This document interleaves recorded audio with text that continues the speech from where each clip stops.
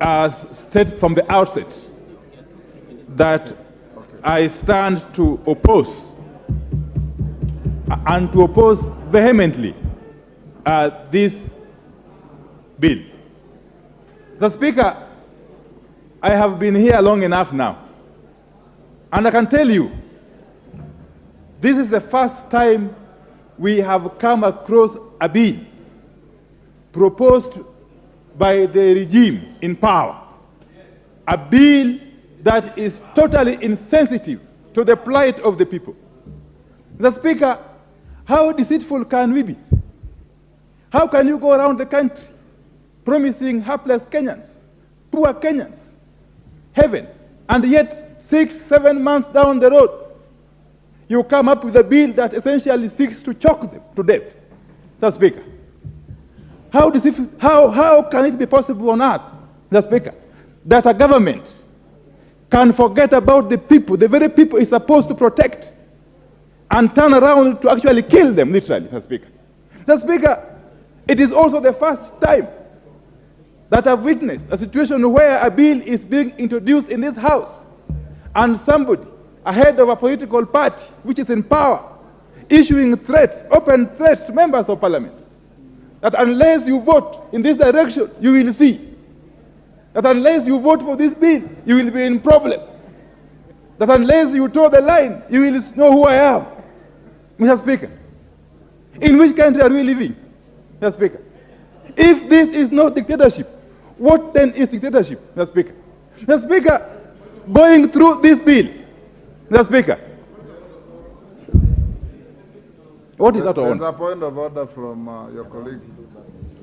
Honorable Speaker, is it in order for the minority leader to mislead the House that His Excellency the President has said that if you do not pass the bill, you'll know who I am?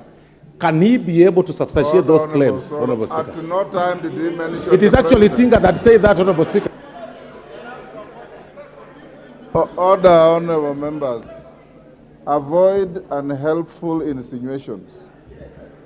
The honorable minority leader at no time mentioned the president. He probably is meaning Ichungu or somebody else. Let him continue with this argument.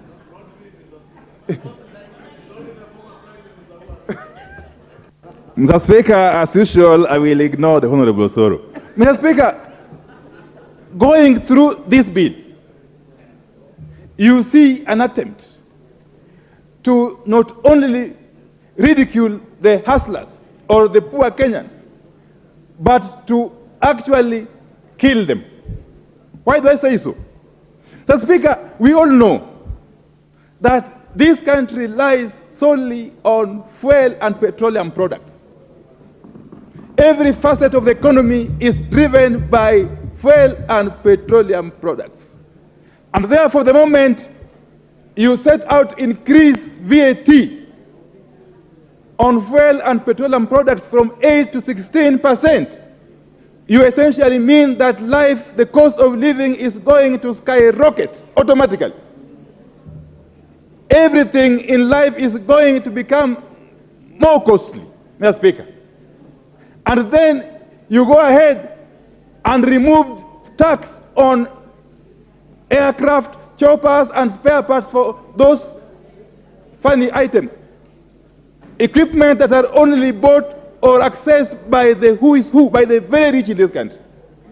On the one hand, you overburden the poor person. On the other hand, you lessen the burden on the rich person. So what logic is this, Mr. Speaker? Mr. Speaker, I would have expected,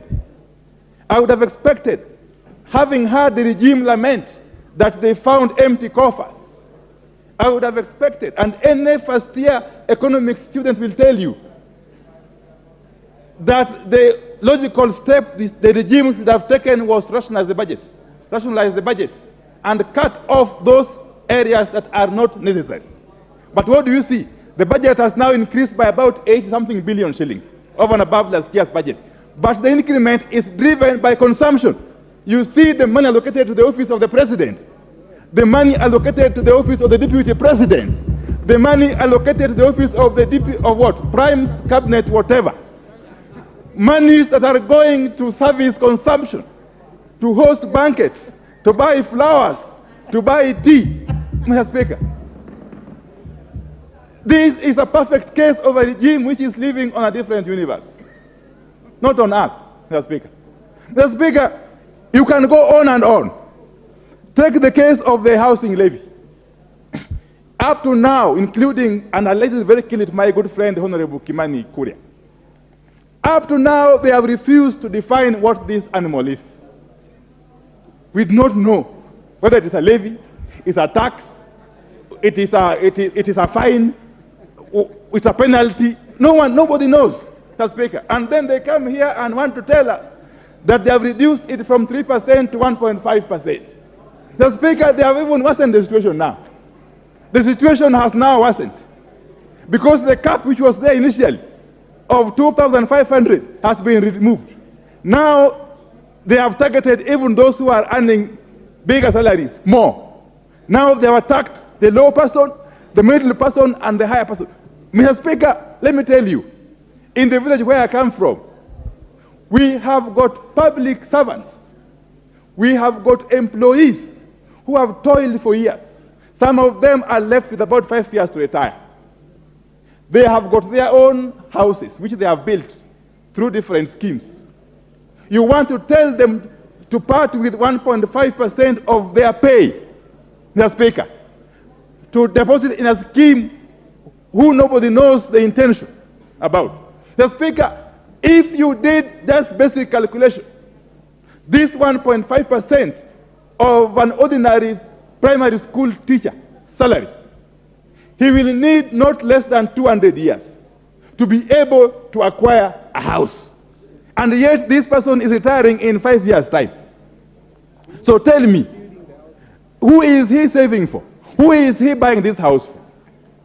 Is his grandchildren, great-grandchildren, or who, Mr. Speaker? Nobody is coming up to give us answers to those very basic questions. And yet, to that poor Kenyan worker in the village, that 1.5% which you are forcing him to fork out can mean a difference between starving to death or surviving.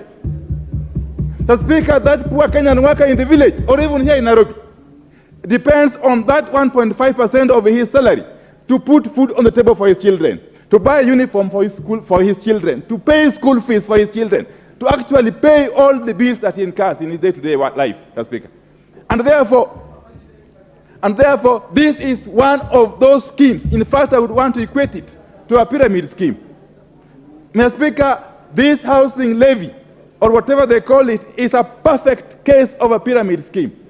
And Kenyans must say no. They have already said no, resoundingly, Mr. Speaker. Mr. Speaker, you can go on and on.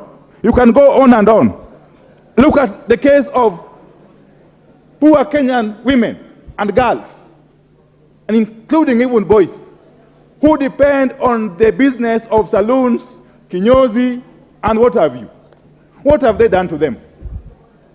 They have imposed an excise duty on human hair, wigs, false beards, eyebrows, eyelashes, artificial nails. Yes, Speaker, these people have a bone to pick with poor Kenyans. They don't want our women to be beautiful. They don't want our men to be well kept, Mr. Speaker. They are basically strangulating every other poor Kenyan who is struggling. Mr. Speaker, as we speak, those saloons, those kinyozis employ hundreds of thousands of Kenyans. Hundreds of thousands of Kenyans are employed and depend on those kinyozis, those saloons. If you come about and impose such taxes, you are essentially telling them to go back to and engage in other nefarious activities, Mr. Speaker. Mr. Speaker, you cannot be on one hand condemning alcoholism and drugs and so on and so forth, and on the other hand, you are removing people from gainful employment and throwing them to the wilderness. What a contradiction is that, Mr. Speaker? Mr. Speaker, this bill, as I conclude, Mr. Speaker, as we sit here today, and as we debate in this very magnificent chamber, Kenyans are watching out there. In fact, I have received since 1 hour ago not less than 200 messages from Kenyans who are watching us. It is therefore incumbent upon us to choose where we want to stand. Do we want to stand on the right side of history or on the wrong side of history as a house? Because Kenyans are watching. Do you want to side with the oppressors who have brought this bill, or do you want to stand with the poor Kenyans? The choice is ours. At the end of the day, it will be neither the issue of Kenya Kwanza or Azimio. It will be the issue of what position did a leader take at the hour of need. What stand did you take at the hour of need for Kenyans?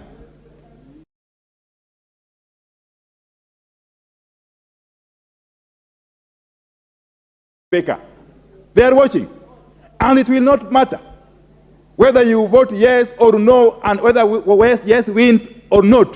What will matter is where are you standing as a leader of the people of Kenya. The Speaker, in this country, we are used to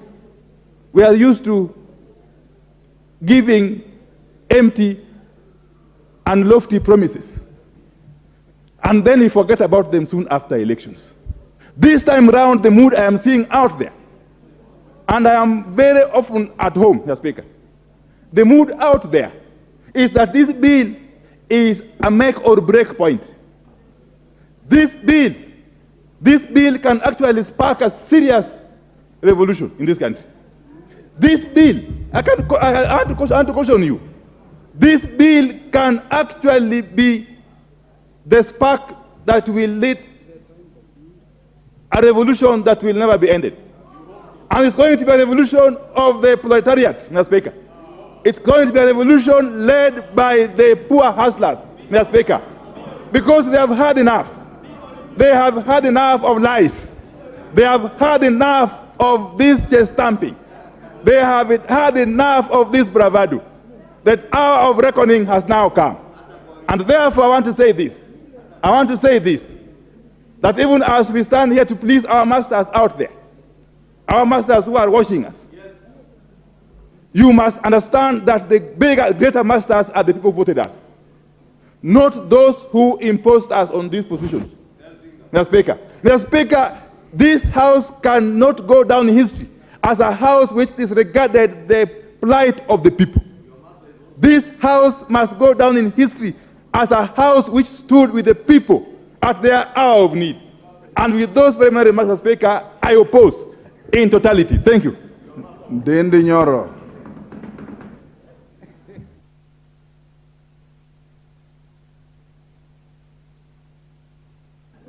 Thank you very much, Honorable Speaker, for a chance to contribute in regards to the finance bill.